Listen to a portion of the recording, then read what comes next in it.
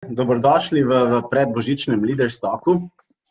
Midva s Simonom sva zelo vesela, da imava danes tri zelo izjemne posameznike, ki ima vsak svoj pogled pa svoje izkušnje, ki so neprecenljive. Tako da z nami so danes Matej Čer, ustanovitelj in prokurist Avantcarja, inovator na področju mobilnosti in pa jaz zmeraj pravim zate, da si slovenski Elon Musk ali pa še kaj več.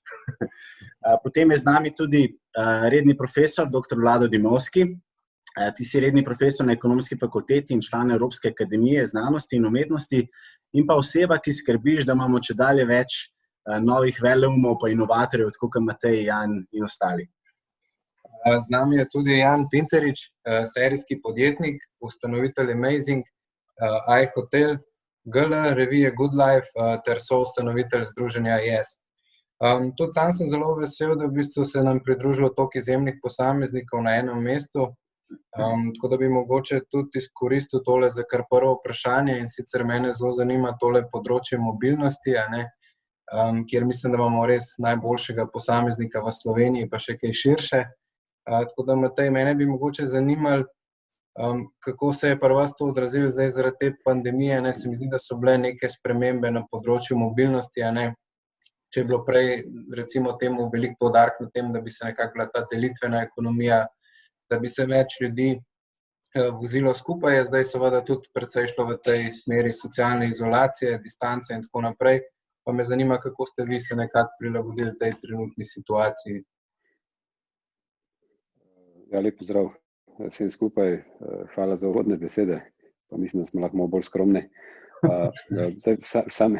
Sami področju mobilnosti se dejansko bistveno ni spremenilo nič. Določene stvari so se zamrznile, določeni projekti razvojni so se seveda lahko, ali pa je okolje pokazalo smer, da se lahko celo hitreje razvijajo. Delitvena ekonomija kot taka pa mislim, da z digitalizacijo, ki je dobila krila skozi to obdobje leto 2020, pa se bo samo še bistveno bolj širila in razvijala. Zdaj, mi smo verjetno kot večina panog, ki so bile prisiljene zapreti svoje delovanje, v določenih segmentih to občutili na način, da enostavno čez noč ni bilo več prometa oziroma poslovanja, medtem ko določene del storitev, ki smo jih pa že v preteklosti razvijali, medtem recimo car sharing je pa tukaj, ker je brezstičen način interakcije med uporabnikom in pa mobilnostjo, seveda pa lahko deloval. Seveda v okrnjeni obliki, ker so bile potrebe po mobilnosti manjše, ker je večina ljudi doma. Hkrati pa je nekako v ospredje stopil še nek nova oblika, ki lahko nadomesti potrebo po lastništvu vozila, kadar ga rabimo za to, da iščemo dobrine, se pravi, gremo v trgovino in podobno. Mi smo imeli na svojem roadmapu nekje v roku leta 2 tudi digitalizirano obliko dostave z električnimi vozili, ker se je izkazala potreba že sama po sebi bistveno hitreje, kot da bi jo mi dejansko na nek način uvajali. Smo fokus razvoja v tem času seveda dali tudi v ta segment predčasno. Tako da, ja, prihodki promet je kar fajn upadel, dolgoročno razvojno naravnana strategija se je kratkoročno spremenila v neko krizno strategijo, kjer optimiziraš vse resurse in pa probaš čim manj biti poškodovan skozi to neurje. Strateško razvojno seveda smo pa mogoče celo še malo dodali plin in izkoristili ta prosti čas, narekovaju, zato da smo neke stvari, ki smo jih planirali šele pozneje, že zdaj naredili. Tako, kar se tiče samega sharinga, to je neka že digitalizirana oblika delitve sredstva. Tukaj mogoče kot ena prispodoba, če stopiš v dvigalo, si lahko odločiš, da si sam. Ne moreš se odločiti, da noben pred tabo ni bil ali pa za tabo. In podobno je tudi v sharingu. Če se sedeš v avto, je mislim, da najbolj pomembno, da si sam v tem času in da imaš možnost pač kontrolirati ta prostor. V vsakem primeru pa mi seveda smo probali biti bistveno bolj fokusirani na dezinfekcije in pa čiščenje vozil v tem času. Če sem odgovoril na vprašanje, tako okvirno, da ne bom stavil čas. Super, najlepša hvala. Vlado, če se midva dotakneva še malo šolstva in pa tvojega izjemnega poklica, ki ga upravljaš in skrbiš, da imamo čedalje več inovatorjev pa veleumov. Zdaj, digitalizacija je zelo vplivala na ogromno segmentov. Eden izmed teh je bilo tudi izobrazba. Ogromno imamo nekih startupov, ki so se pojavili in me zanima, kako ti gledaš, mlada generacija prihaja, čedalje več je mladih, nekje ocene so, da do leta 2030 ne bi približno 25% celotne delovne sile predstavlja generacija Z in to so osebe, ki so danes šle iz šolske klopi praktično v digitalne učilnice. Tako da me zanima, kako ti gledaš na ta svet, kako gledaš tudi e-šolstvo za prihodnost. Kakšno je tvoje mnenje? Ja, najprej vse lepo pozdravljam, tudi hvala za povabilo, mislim na ta Leaderstock. Zdaj je, bi rekel, v pravem času, ne? Bi pa na tvoje vprašanje v bistvu odgovoril tole. V tem trenutku se odvijajo procesi, ki so se pravzaprav že začeli dogajati v preteklosti. Ne? Mi ne moramo reči, da je digitalizacija izum COVID-a, ampak je pravzaprav COVID samo pospešil določene procese. Po eni strani je seveda digitalizacija omogočila zelo visoko stopnjo avtomatizacije tudi določenih procesov in tudi pospešiti v bistvu neko učinkovitost ali pa dvigati učinkovitost, tudi produktivnost na nekaterih segmentih. Po drugi strani je pa seveda določene panoge zelo prizadela, predvsem tiste, ki so bile vezane, bi rekel, na globalizacijo. Ne. Zdaj, če se mi samo vrnemo na šolstvo, pa se nakratko vrnemo na šolstvo, ne. Zdaj, te generacije, ki prihajajo, nimajo tega spomina, ki jo imamo mi. To je lahko pozitivno, lahko je to negativno, ampak te generacije pravzaprav niso vedele, kako se je nekaj dogajalo v preteklosti, ali pa ne vedo, kaj se je dogajalo v preteklosti in bodo, bi rekel, v ta prostor vstopile, pa na nek način, bom rekel, neobremenjene. Ne? Zaradi tega, ker ne znajo, pa tudi ne morejo primerjati, kako je bilo v preteklosti. To je recimo, po mojem mnenju, ena pozitivna stvar. Tako da se ne bojo stalno spraševali, ali je to boljše, manj boljše ali pa slabše, kot je bilo v preteklosti, ne? Ampak bojo preprosto vstopili v neko določeno okolje, ki jim ponuja pač prednosti in ki jim ponuja tudi neke slabosti. Tako da v tem smislu je za novo generacijo to pozitivno. Za srednjo, starejšo generacijo je pa to velik izziv, zaradi tega, ker je, bi rekel, tehnično, tehnološko ni toliko usposobljena, kot je, bi rekel, ta mlajša ali pa nova generacija, ki vstopa na trg, ampak bomo pa tudi to srednjo in starejšo generacijo v Evropi morali znati delati, ne. Namreč, poglejte, zdaj ni cel svet, kot se govori, ne, da je staranje, da je vprašanje celotnega sveta. To je predvsem Evropa, dela Amerike, ne, dela Azije, bi lahko rekli, ampak ni pa to globalni fenomen. Ne. Tako da recimo v Evropi, ne, bomo soočeni z izjemnim staranjem prebivalstva.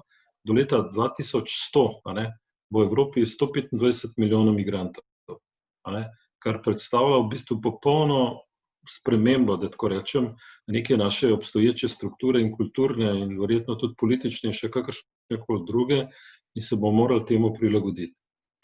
Kar se tiče izobraževanja, je po mojem mnenju zastarelo v vsakem primeru, zaradi tega, ker ga pravzaprav obvladuje predvsem močne institucije, se pravi univerze, vsaj če gledam na področju visokega šolstva, ki so pa izjemno neprilagodljive, izjemno administrirane, birokratizirane in tako naprej in ne sledijo v bistvu spremembam, ki se dogajajo v okolju. Dobro, tudi univerze in srednje šole, osnovne šole smo vsi prišli na neko novo, bi rekel, digitalizacijo, e-učenje in podobno, ampak jaz mislim, da bi bila to priložnost, da ne bi spremenili samo forme, ampak da bi morali spremeniti tudi v bistvu vsebine. Vsebine bi morale v bistvu biti bolj multidisciplinarne, mi pa še vedno vztrajamo recimo pri nekih zelo specializiranih recimo izobraževalnih smereh, ne. Po moje bi to moralo resno spremeniti. Ampak ker pa institucije imajo nek refleks, ki je ostal iz preteklosti, zelo hierarhizirane in tako naprej, strukture, po mojem mnenju, tega v tem trenutku niso sposobne biti. In tudi tak pritisk, kot ga je zdaj recimo prinesla ta pandemija, ni vplival na bistveno spremenjeno strukturo ali pa vsebino nekih programov. Drugo, ko se že govorimo o izobraževanju, okolje, ki prihaja, ni več toliko predvidljivo, vsaj v nekaterih segmentih ali pa v nekih panogah, kot je bilo v preteklosti. In zaradi tega bomo soočeni, ali pa mlajše generacije bodo soočene s tem, kar mi recimo v nekem poslovnem svetu govorimo, ta complex solving. Kako v bistvu te kompleksne probleme pravzaprav reševati. In moram reči, da nas to še pravzaprav vse čaka in jaz pričakujem, da bo prišlo, kolikor bomo resno razmišljali o prihodnosti, resno razmišljali o nekih strategijah prihodnosti, tudi do resne spremembe izobraževalnega sistema. Hvala. Super. Jaz bi se zdaj dotaknil, Jana, se pravi, ti kot serijski podjetnik, si tudi v bistvu, če se vrneš v ta nesrečni marec 2020, sigurno bil priča nekemu selitvi v virtualno okolje, pa me mogoče zanima, kako iz praktičnih izkušenj, kako je to izgledalo v tvojih podjetjih, pa mogoče, če je bilo kaj pri tem, kaj ti je bilo izrazito všeč, oziroma bi se dal tudi izboljšati v prihodnosti. Ja, tako kot si rekel, jaz vodim nekaj podjetij, je bila pa pri meni ena taka specifika, da jaz kot narava mojega posla je bila taka, da nisem bil zelo kapitalsko, v bistvu ni zelo kapitalsko intenziven. Kar pomeni, da tudi na tej stroškovni ravni nisem doživel takega pritiska.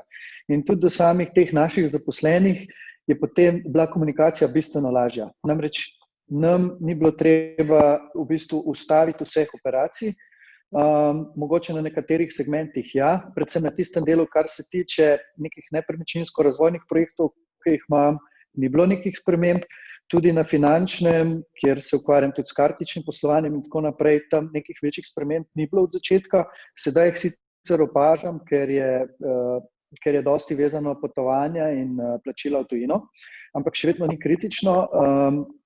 Tudi na tretjem podjetju, kjer se ukvarjamo predvsem z spletno prodajo, čeprav smo vezani tudi na offline sektor, večjih težav ni bilo. Imeli smo nekaj operacij zaprtih v tistem prvem valu, se pravi spomladanskem. Največ, kar je bilo razliko, je bilo predvsem na nadaljevanju našega združenja, kjer je pač cela stvar temeljila na fizičnih dogodkih. Kar pa moram reči, da so naši člani zelo dobro sprejeli to selitev na digital, kjer smo imeli nekaj zelo uspešnih zoomov, deležba je bila praktično ista, teme so bile zelo zanimive, malo smo spremenili koncept, ker smo šli lahko bistveno globlje z določenimi temami. Sem pa jaz dokaj konzervativen in mislim, da to dolgoročno ne bo ostalo tako, mi bomo šli, ko bo možno, nazaj na fizične dogodke, ker mislim, da je to še vedno dobro.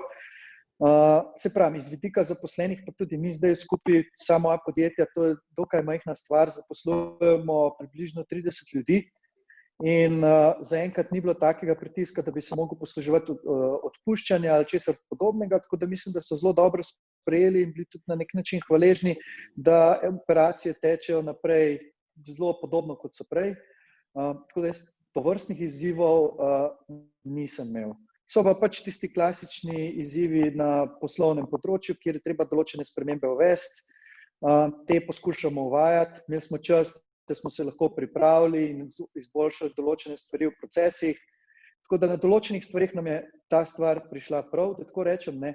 Seveda je pa kup enih posledic negativnih, ki jih pač žal ne moremo zanikati, ne. Super, hvala.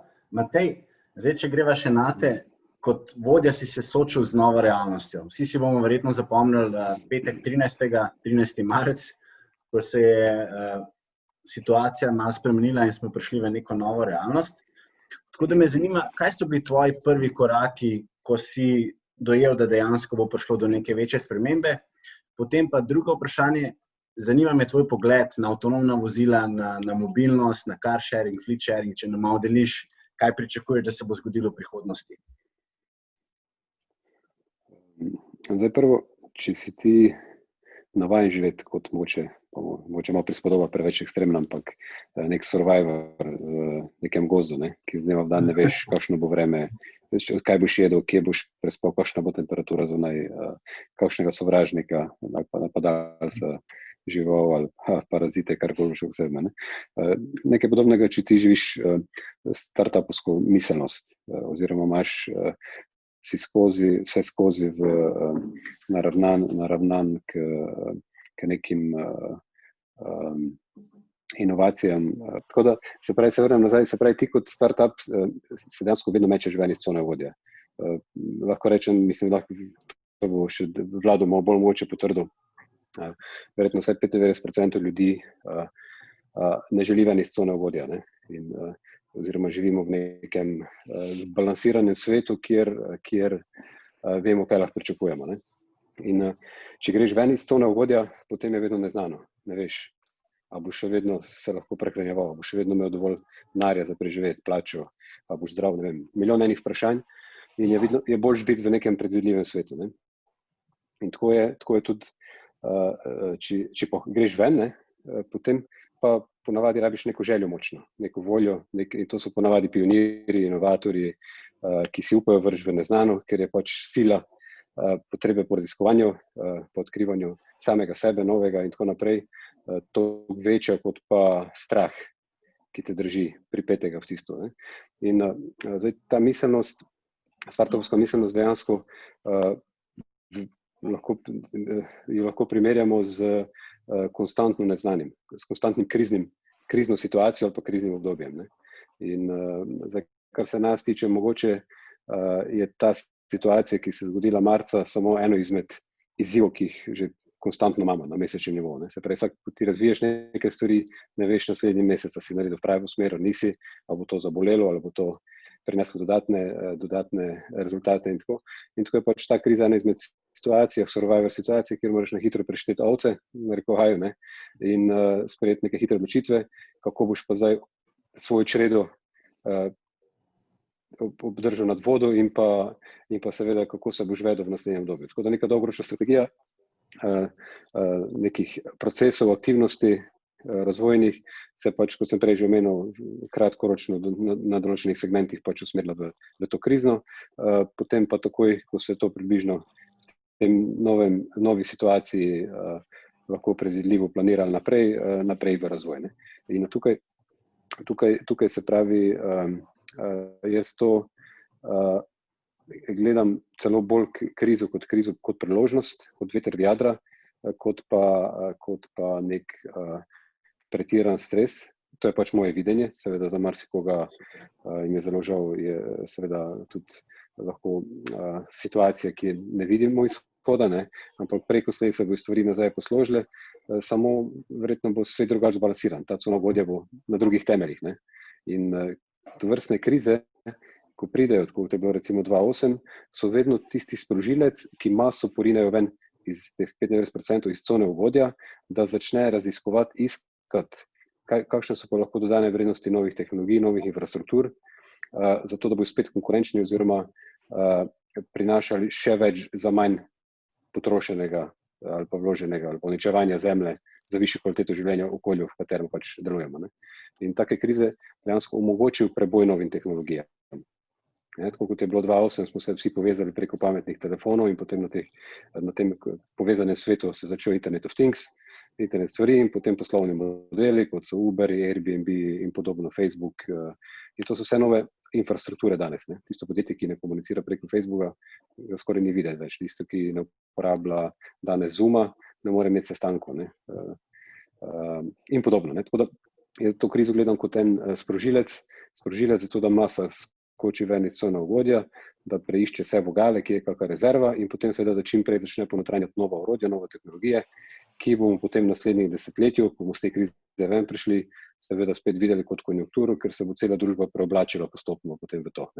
Pa naj so to solarne energije, električni avti, deljena ekonomija, bom rekel, digitalizirane oblike, takšne in drugačne interakcije sodelovanja med podjetji, med B2C, B2B, da ne bom zdaj našteval mogoče predolgo.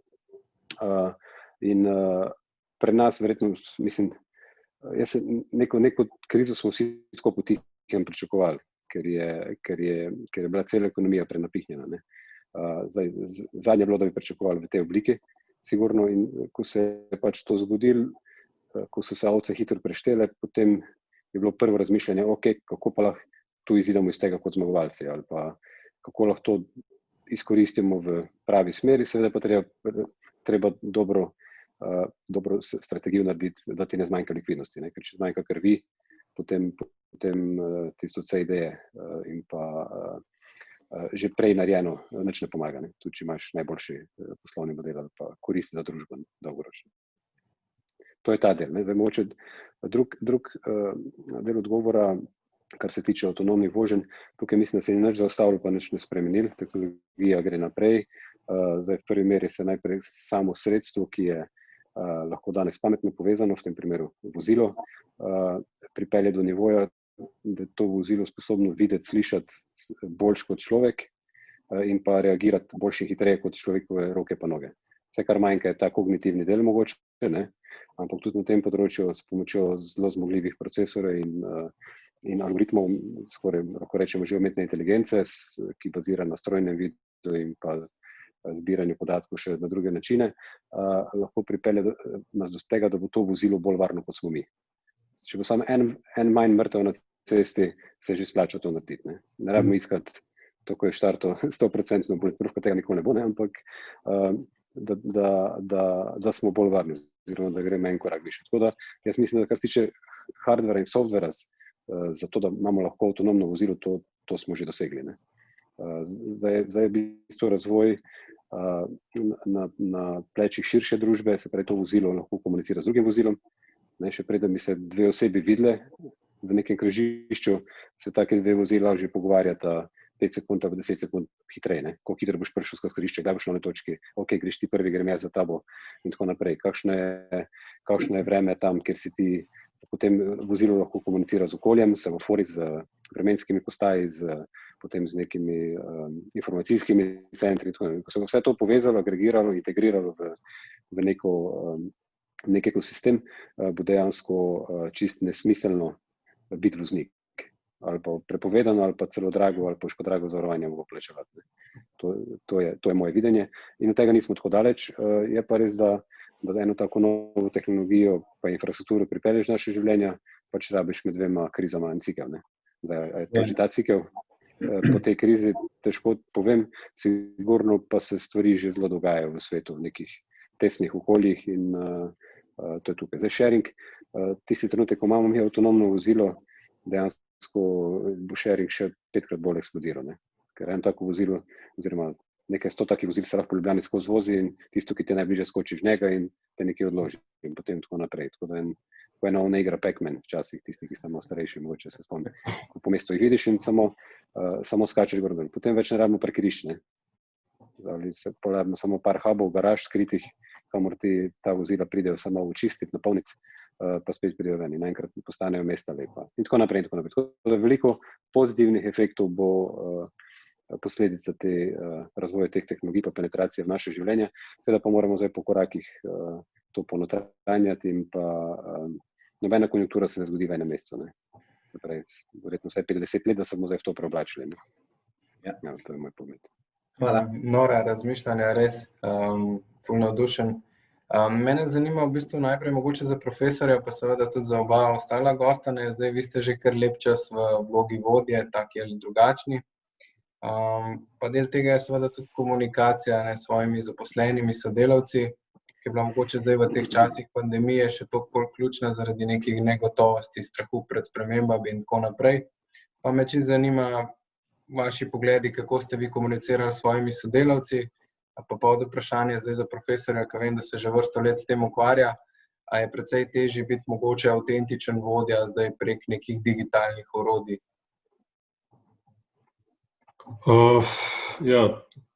Na tako vprašanje bi se lahko odgovarjal tako zelo, poglobljeno, tako kot je zdaj Matej, na področju recimo mobilnosti, lahko pa kar z nekaj stavki pravzaprav.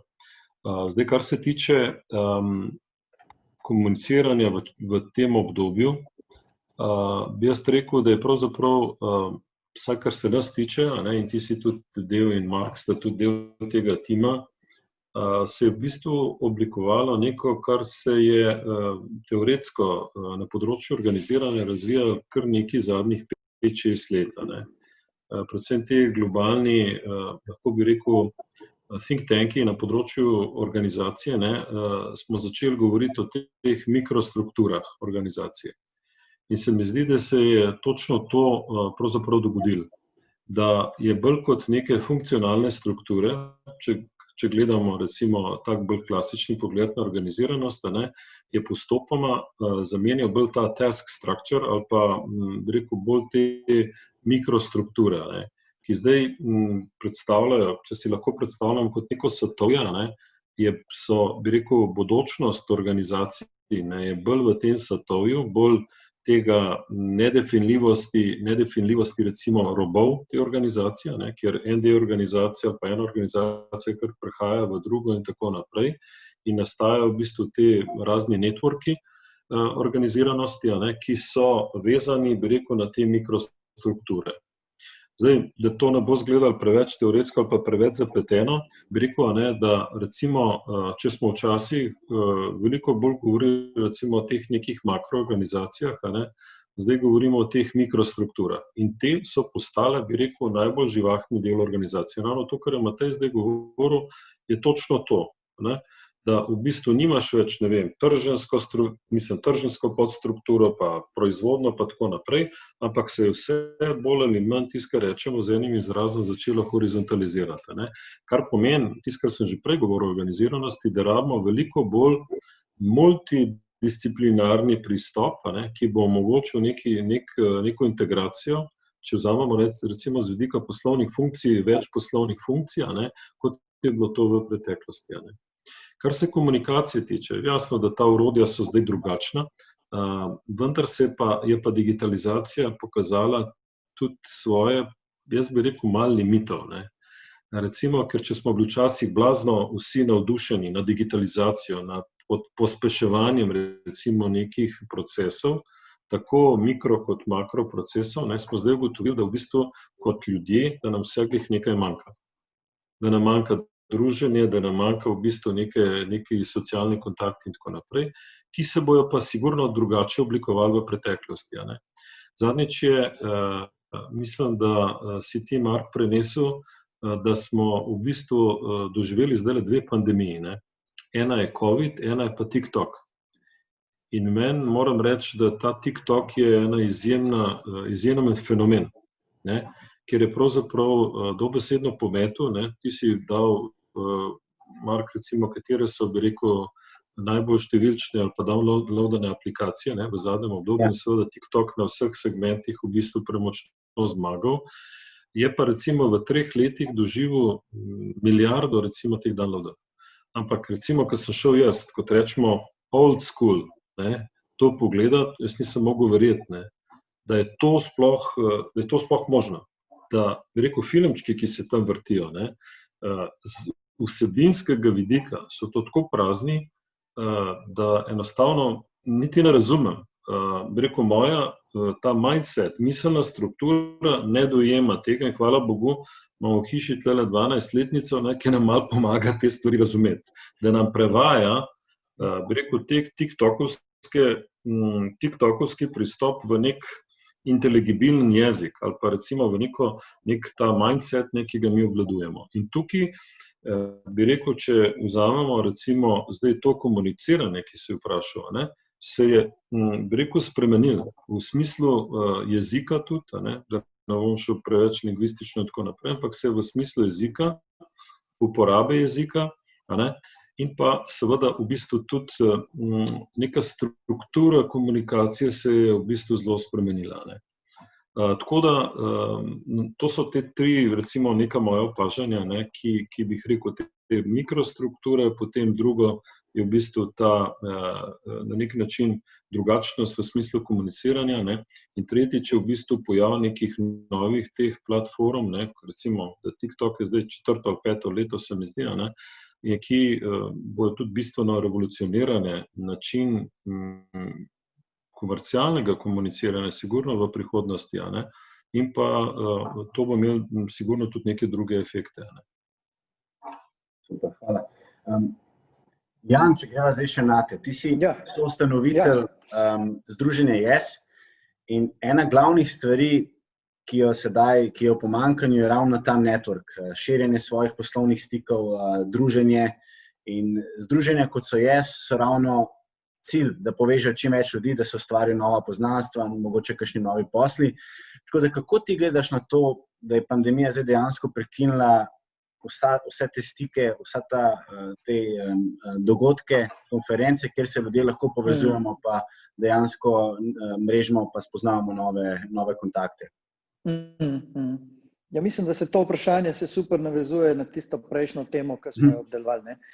V bistvu tudi malo lastnosti posameznih ljudi. Zdaj, v tej pandemiji smo videli, da kar veliko ljudi je bilo v neki stiski, ne.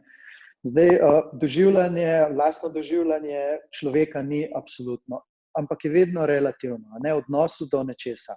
In to nekaj je okolje, ne, in to okolje se je zdaj zelo spremenilo, ne. In naloga vodij v tem, ali pa dober vodja je bil sposoben to dosti trezno pogledati in tudi razumeti, ne, hkrati prešteti svoje vojake in videti, ločiti tisto, kar je ključno, od tistega, kar ni ključno, ne. In tako smo tudi mi, recimo, če se nanašam na naše firme, v bistvu, kaj smo naredili, kaj se je spremenilo v odnosu do zaposlenih, je to, da smo poskušali pri vseh projektih izločiti tiste neključne stvari, videti, katere so prednosti, pa se v bistvu fokusirati na tiste ključne stvari. Imeli smo zelo veliko bistveno več komunikacije z zaposlenimi, ful smo povečali število sestankov, recimo imeli smo dnevne sestanke, ki jih prej niti ni bilo, ne? Ampak vse je v smislu tega, da smo dali nek nov fokus, neko novo energijo, kar pomeni, da se ta sprememba nekega okolja ali pa sprememba stanja na zaposlenih ni odražala v nekem strahu, ampak v neki novi energiji, ideji za neke nove stvari. Tako kot je tudi profesor rekel, se tukaj dogaja tudi neka manjša delitev nekih vlog in tudi pri nas se je zelo podobno zgodilo. Moram reči, da smo dosti teh strateškega razmišljanja tudi prenesli na zaposlene in z njimi zelo veliko brainstorming, moram reči, da so prišle zelo zanimive ideje, kar sem povedal tudi na začetku, ne, ker smo v bistvu zelo optimizirali nekatere stvari izboljšali in tako naprej. Tako da, kar se tiče tega druženja, je pač tako, da se je preselilo na splet. Je pa tako, jaz, ki sem bil tudi v stiku z veliko člani, smo pa presenečeno ugotovili, da smo se z nekaterimi celo več slišali, družili kot prej. Tako da ta stvar je spremenila obliko, ne pa čisto popolnoma vsebine. Seveda, v določeni meri so ta druženja zelo koristna. Ti prideš na neko srečanje, srečaš 40-50 ljudi v eni uri in lahko zelo veliko različnih vsebin izmenjaš, srečaš z različnimi ljudmi. Tega zdaj ni v toliki meri. Smo šli pa mi iz tega bolj, bom rekel, tudi to, kar si ti, Marko, omenil, networking dela v bolj poglobljene teme. Recimo zdaj imamo serijo delavnic na temo prodaje, pa gremo zelo globoko v različne podteme prodaje in tako naprej. In mislim, da bomo ta trenutek probali izkoristiti za to, da bomo take teme, ki sicer ne uspejo dobiti toliko fokusa, recimo članov, ker je veliko dogodkov, ker se veliko dogaja, ker ni umirjenega okolja, kjer lahko poslušaš, ne, bomo probali v bistvu s temi temami zdaj v bistvu ustvariti neko novo dodano vrednost in mislim, da je zelo dobro, ker, kot sem rekel na začetku, je ful odziva in moram reči, da sem kar pozitivno presenečen, no, kakšen je bil odziv na te stvari. Hvala. Super. Matej, mene bi zanimalo še nekaj v bistvu iz prakse, ne vem, da pač tudi v tem času, ko so razmere relativno negotove, ne, kot vodja, kot podjetnik, morate še vedno na nek način spremljati, kako so, ne vem, zaposleni produktivni, če je kakšen napredek pri njih viden. Pa me zanima čisto zdaj, kako ste v tem nekem virtualnem okolju opazovali produktivnost vaših zaposlenih, če je prišlo do kakšnih razlik mogoče, pa kaj je bil tisti ključni recept za v bistvu zadržati visoko stopnjo motivacije pri zaposlenih? Tako, predstavljamo si, da smo skupaj doma, počivamo nedeljo, tako najedli smo se sedeži, tako čist na pol budni. pa naenkrat hud potres, vse se trese. Ne? Takoj pridemo vsi k sebi, skočimo gor, zlofamo ven in kaj bomo zdaj. Ne? To je nek prvi. En taka budnica, mislim, da je nujno potrebna. Ne? In po tej budnici je treba definitivno spostaviti neke oblike krizno komuniciranje. Pomeni verjetno malo drugače pristopiti, malo redno, mogoče bolj obveščati, še posebej, ker nisi fizično skupaj, ne? In ki v bistvu nema fizičnega stika, veliko se dela remotely v doma in tako. To je neka baza, ki jo vidim in smo tudi mi pravili. Drug del je pa potem seveda tisti del ekipe, en del ekipe seveda je bil na čakanju, ker enostavno ni bilo operacij, interakcij s strankami neposrednih in se jih ni dalo. In smo jih postopoma reaktivirali, te nove programe. En izmed teh je dostava z električnimi avti, last mile delivery, ki ga vsak dan v večjem obsegu zdaj tudi seveda izvajamo. Ampak operativni tim, strateški tim, management, tukaj pa bi si upal reči celo, da s tem zavedanjem pomembnosti fokusa, koncentracije in pa sodelovanja, da se produktivnost, v tem času se je produktivnost celo bistveno dvignila. Mogoče tako, samo kakšno sestankovanje. Prej smo rabili od sestanka do sestanka pol ure, 1 uro si zmes pil kavo ali si sedel v avto, pa si nekam šel, danes pa končaš en Zoom ali pa Teams, pa takoj odpreš drugega. Ne? In pri tretjem že pogledaš rezultate, se spet slišiš, kako je šlo to, meriš stvari. Tako da jaz mislim, da je produktivnost, da je sama kriza vplivala že sama po sebi o pravilnem komuniciranju in pa o zaveščanju, pa zavedanju situacije pozitivno. Ne? Sem odgovoril na vprašanje. Hvala. Vlado, zdaj ti si... Pri nas smo opazili čisto isto, v bistvu produktivnost na določenih točkah je celo narasla, pa zaposleni tudi, v bistvu mi imamo v bistvu imamo nekih merjamo učinkovitost, pa KPI-je in moram reči, da ni bilo nobenih razlik, zaposleni so čisto isto delali, pa še bolj, no, tako da so v bistvu se zelo angažirali tudi doma. No. Super, hvala, Jan. Vlado, zdaj, če greva še malo na tebe, ti si mentor, pa tudi svetovalec večjih uprav, pa zelo cenjen predavatelj tudi v tujini. Pa me zanima, kako je pa COVID zdaj vplival na te, glede na to, da dejansko ne moreš iti več v druge države, v tuje podjetja, ne moreš iti predavati na različne kontinente. Kako je to vplivalo na te? Kako gledaš na to? Ja, zdaj, kar se tiče v bistvu tega fizičnega potovanja, tako naprej smo se mi odločili, pač, ker imamo zelo majhno punčko, pa zelo starega detka, ne, skoraj blizu 100, da pač bomo zelo se držali tega, da smo doma. Ne. Tako da je bilo zavestna odločitev, pač, da v tem času, ne, praktično jaz nisem bil na letalu od 15. marca. Ne.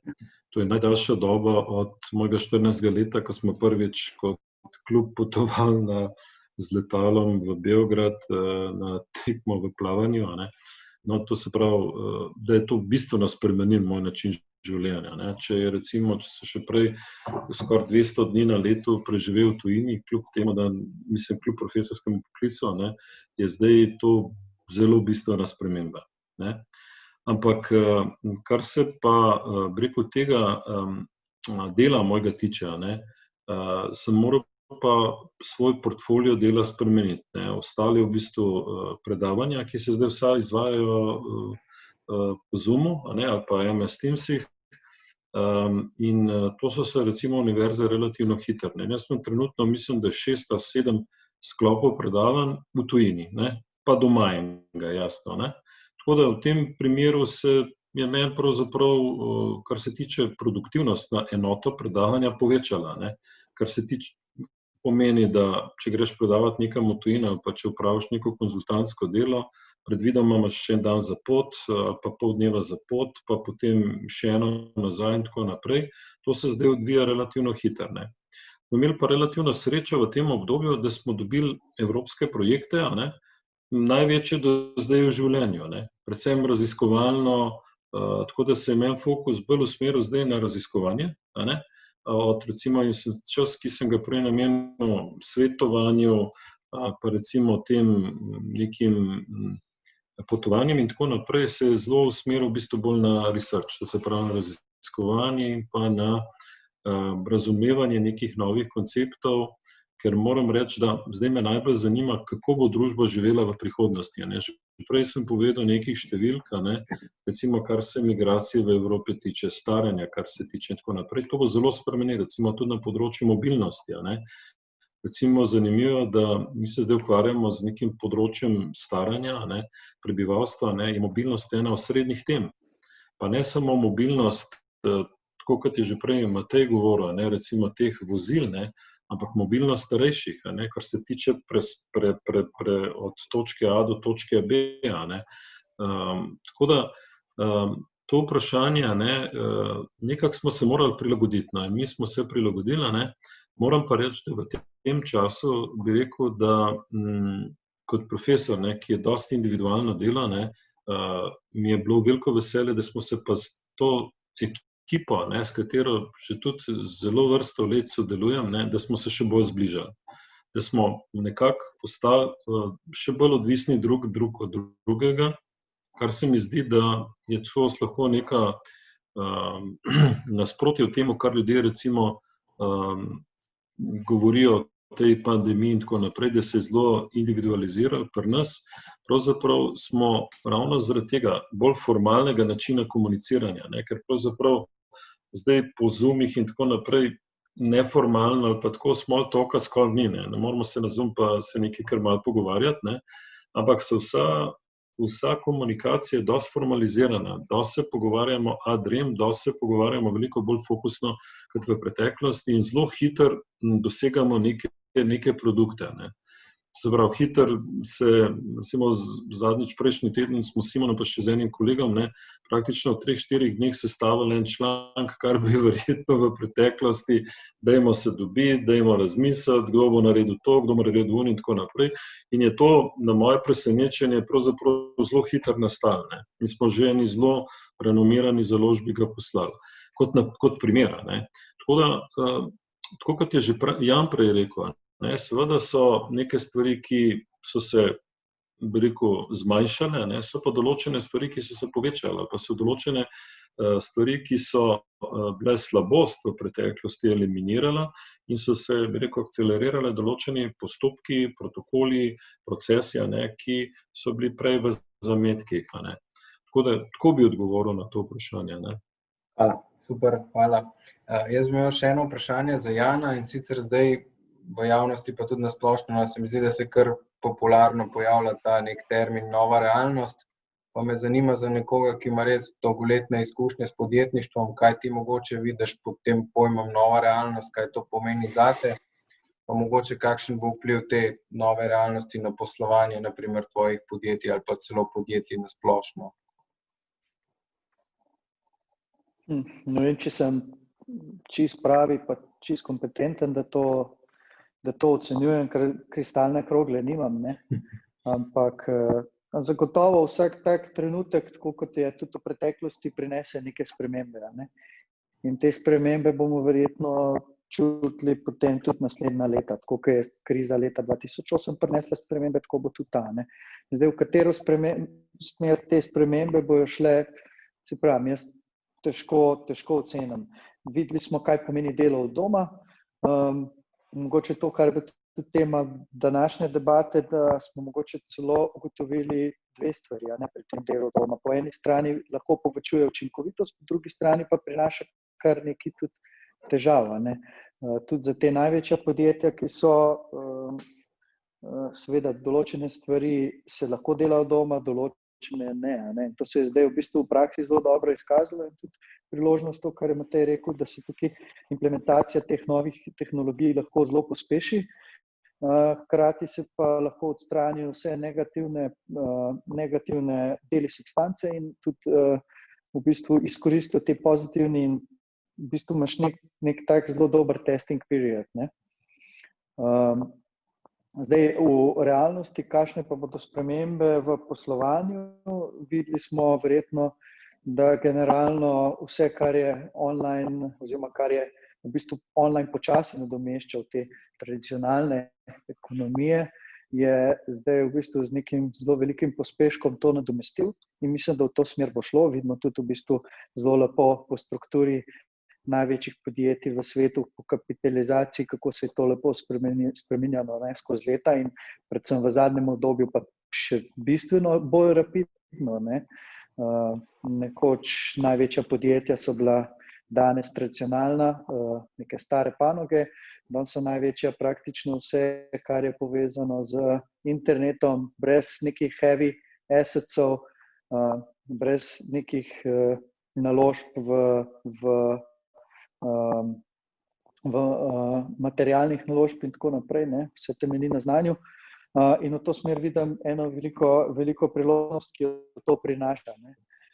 Zdaj, za kaj več bo treba pa počakati. Tukaj imamo zelo različna mnenja o teh, da menijo nekateri, da velikih poslovnih prostorov ne bomo več potrebovali, ker bodo ljudje delali od doma, do tega, da drugi spet govorijo, da se bo to spet preselilo nazaj.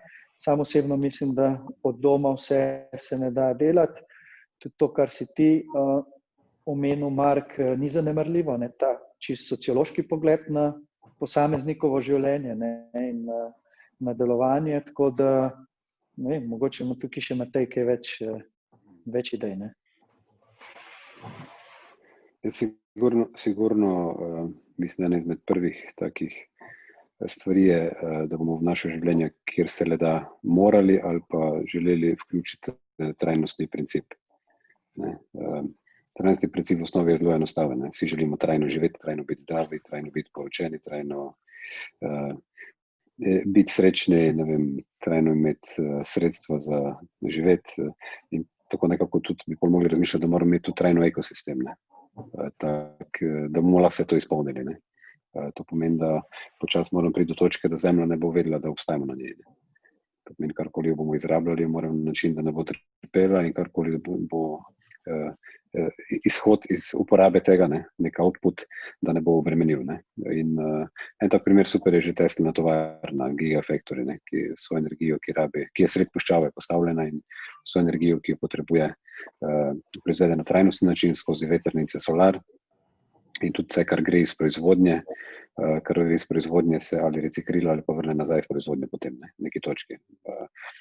Tako bo to zanimalo, lahko po Google pa malo bolj vidi, ampak en tak standard bo nekaj, kar bo prišlo sigurno v ekonomijo in tovarne, ki se bojo gradile, če ne bojo izpolnjevale podobnih standardov, ne bojo dobili gradbenega, bo pa to davčno obremenjene, da se jim ne bo splačalo tega delati. To je na nivoju mogoče gospodarstva. Potem na nivoju naših življenj, kar posledično tudi poganja v ekonomijo, sigurno trajnostni princip je to, da skrajšamo poti, da zrežemo middlemane, posrednike. Zakaj mi moramo paradižnik iz Argentine uvažati? Zakaj se moramo prevažati na nafto, ki zato, da potrošimo 1 liter, mora prej 4 litre zgoreti in mora priti z drugega konca sveta. Če vse to obstaja tukaj skozi trajnostni princip, če se vozimo električne avte, elektriko lahko izvajamo na sonce, veter, vodo doma, potem pomeni, da to podskrajšamo. Če lahko jemo domač paradižnik lušt, recimo, tudi po zimi, če lahko v teh garažah ali pa raznih shopping molih, ki se bo izpraznili, ko je Jan malo omenjal, oziroma v velikih objektih, tudi posredično zaradi drugačnega načina zadovoljevanja potreb v družbi, če lahko to postanejo vertikalni vrtovi, ki jih osončujejo LED lučke, katere energijo je preko dneva so zbrale baterije preko sončnih žarkov. In tako se pravi, ta samozadostnost mislim, da bo nova realnost, in ta samozadostnost je posledica trajnostnega principa. To pomeni, da smo energetsko in prehrambeno samozadostni, da najdemo način, kako lahko podpremo lokalno, spodbudimo lokalno in to v tej verigi naredimo seveda vse skupaj trajnostno, od proizvodnje energije do uporabe energije, do minimizacije potrebnih sredstev.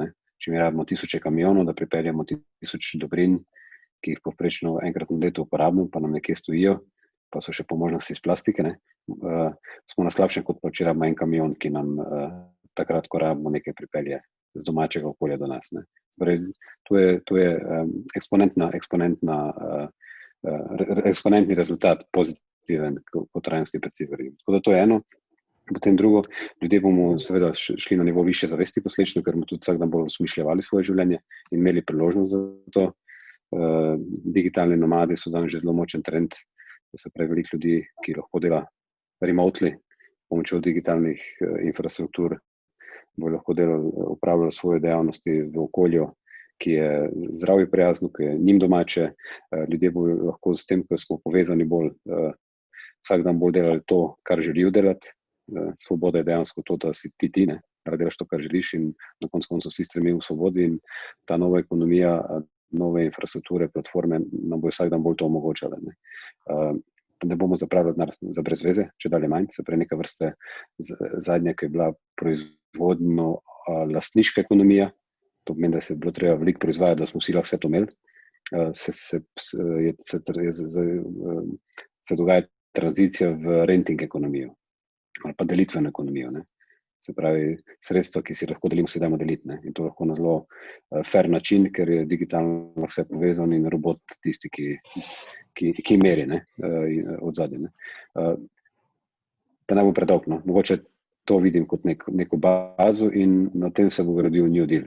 Vseeno, ne. Se pravi, digitalne platforme so šele baza oziroma kot nove infrastrukture, na katerih se bodo novi poslovni modeli delali, ne.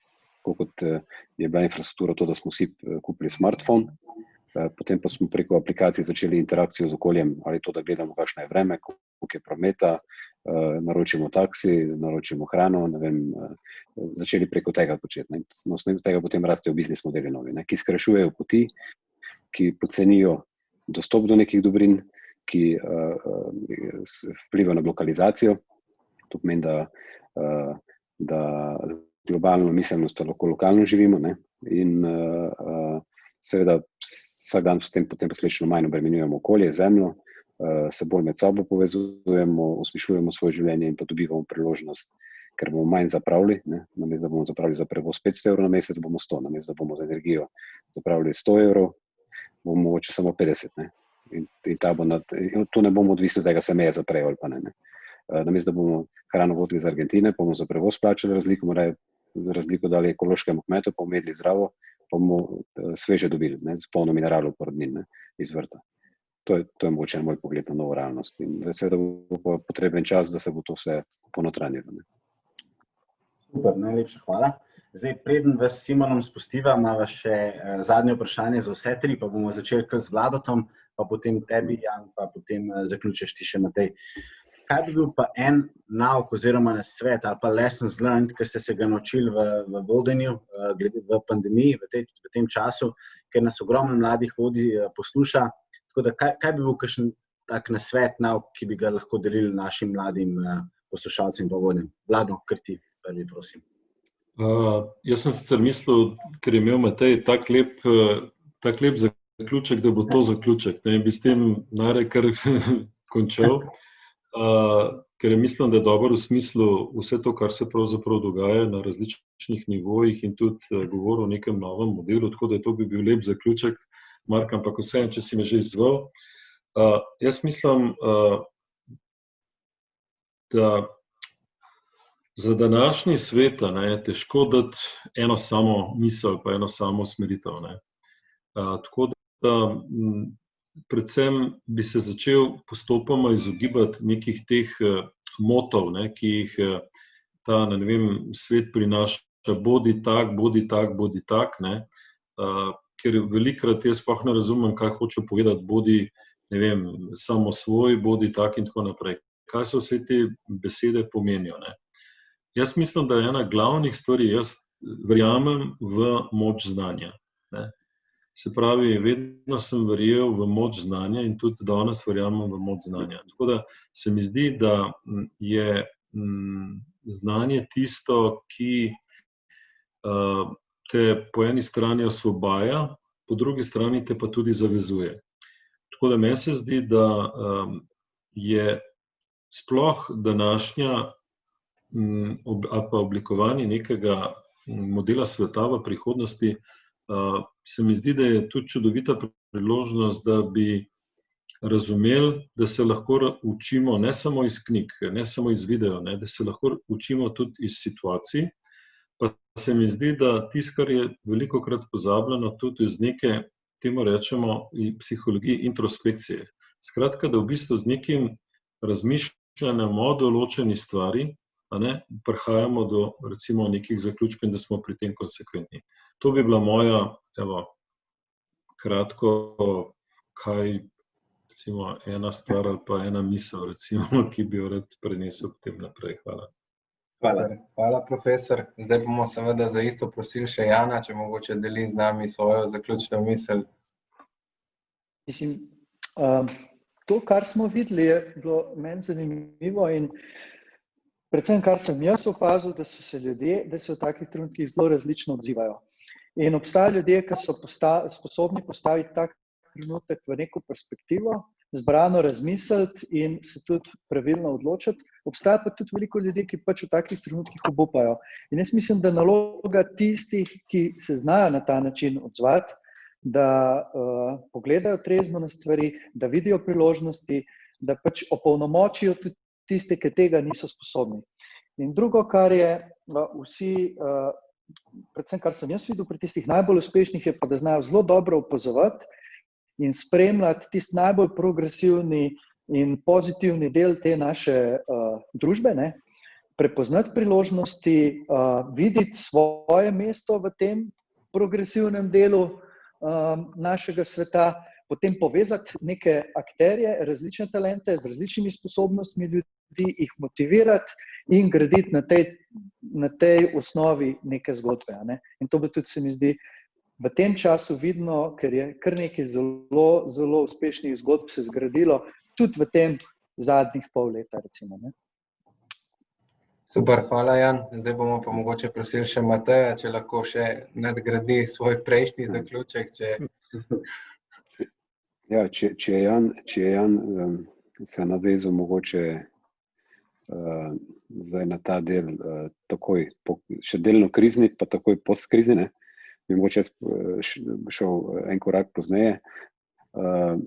Mislim, da bo v tem novem svetu zelo pomembno za vodje, da bojo iskreno iskali resnico in pravico. In da bo potem s tem probali okužiti seveda z pravilnim jezikom, da bojo seveda razumeli vsi akterji oziroma ekipa to, kaj delajo, zakaj delajo, na kakšen način delajo in seveda to zapakirati v obliki, da bojo verjeli, da je to možno uresničiti. In z opisom, kaj bo to rezultiralo. Ta del je ful pomemben, ker nova generacija, pa tudi družba z višjim nivojem zavesti, ki bo sigurno rezultat izstopa iz te situacije, ki imamo danes, bojo stremeli k temu. Se pravi, če bi rekel, kot mislim, da je zelo dobro, mislim, da je Elon Musk pred kratkim v intervjuju izjavil, da ko so ga sprašali, pa to se malo navezuje tudi na to, kar je Vlado prej opisal, kot da je zastarel sistem, tudi univerzitetni to, na MBA, pa smo mi tudi MBA izobraženi, tako da sam svoj sledušemo vpluvo, da je rekel za prihodnost, če želijo biti uspešni, da naj nehajo se ukvarjati samo številkami pa tabelami, mislite, ampak da se naj fokusirajo v konstantno izboljševanje produktov. To bi navezano to mogoče, ker če ti konstantno vlagaš fokus v to iskanje resnice, izboljševanje produkta in potegneš ven vse potencijale, znanja, inovativnost iz ljudi, iz ekipe, da bi nekaj naredil, kar bo res trgal, da se potem preko slejtu bo okolje vrnilo. Če ne boš pa outsourcal strokovnjake, ki znajo potem to distribuirati, prodajalce in podobno, in marketing. Tako da mislim, da v novem svetu bo ta resnica ful pomembna. Kaj zares prinašaš, kaj dodano vrednosti v svojem delovanju v okolju prinašaš. In prave ekipe bo iskale take vodje, mislim, da ki bo tu vlekli naprej. Se bo lahko videli, da v njihovem čovnu, da so lahko del tega. Super. Najlepša hvala. Jaz bi se vsem trem v imenu skupine Beyond Leadership najlepše zahvalil, da ste si vzeli čas, da ste sodelovali na današnjem Leaders Talku. Mislim, da so lahko vsi poslušalci res hvaležni za vaše neprecenljive izkušnje, bogato znanje.